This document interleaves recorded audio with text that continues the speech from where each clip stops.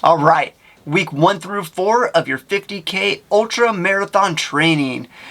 Trail running, ultras are way different than road running, way different than even a marathon. And if you're coming straight out of the half marathon training, it's going to be completely different. So I'm taking a completely different approach to the first 4 weeks, the breakdown of week 1 through 4. So unlike giving you like the mechanical and the tactical way of how to run, trail running and ultra marathon running is completely up to you. It's how you feel. The great thing about ultras is it's more about completing than it is timed. So I know road running is all based on, like, if you're getting competitive, based on time, splits, negative splits, and just all that stuff. Super mechanical, same stride, the whole 13 miles, the whole 26 miles. And if you're into that, fantastic. There's nothing wrong with that. But me, I love trail running. And the reason I love trail running is because it's so varied.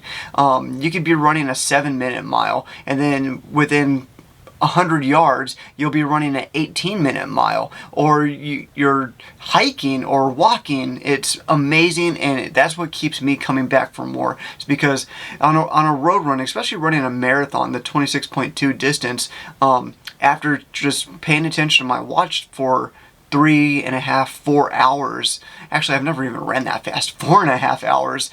Just to me, it gets monotonous, and the fun is taken away from it, for me personally. But in a trail, in an ultra marathon, one, the aid stations are a party. If you've never done an ultra marathon and seen a trail run aid station, completely different than a aid station in road running. It's a party, and you get jelly beans and Dr. Pepper and all this other stuff that you'd have no idea that they hand out.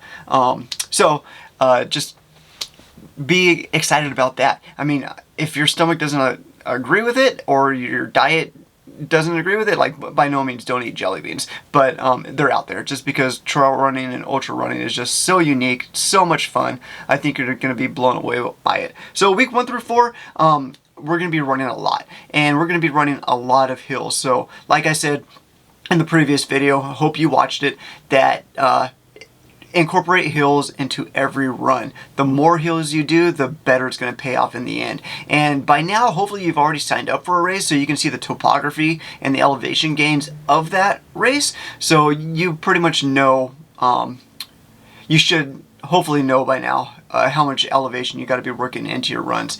And along the week, especially the big weeks, try to be matching that elevation gain throughout the training. So if in a 50K, average, I would say a good 50K with a lot of elevation has 5 to about 7,000 feet of elevation. So within your weekly training, try to be incorporate 4,000 or 5,000 feet of elevation combined, not in one day, but combined throughout the week. So really stay on top of that. And then if you're going through the guide, and hopefully you've downloaded the guide, it's available in the description if you haven't downloaded it. But when I say race pace for a 50K, race pace for a 50K is just knowing how fast you can go before your heart rate gets out of control, because you want to maintain 4 or 5 hours into a 50K, because your first 50K might take you 7.5, 8 hours sometimes, depending on the elevation and your fitness level. So just keep that in mind too. You're going to be out on the trails a lot longer than you will a typical road race, marathon pace. So with that being said, your racing pace is a pace that you can maintain for hours on end. Don't overdo it, low heart rate, and really work in those hills. And the continuous runs in our training guide is a road run. So whenever you see a continuous run, try to work it into a road run just so you can keep that volume up. A 50K is all about volume and really easy workouts. So I hope you enjoyed. This is week 1 through 4, all the same. Your biggest week is week 15 in this bunch, and you're running 44 miles with a long trail run of 14 miles. So make sure all your long runs are trail runs.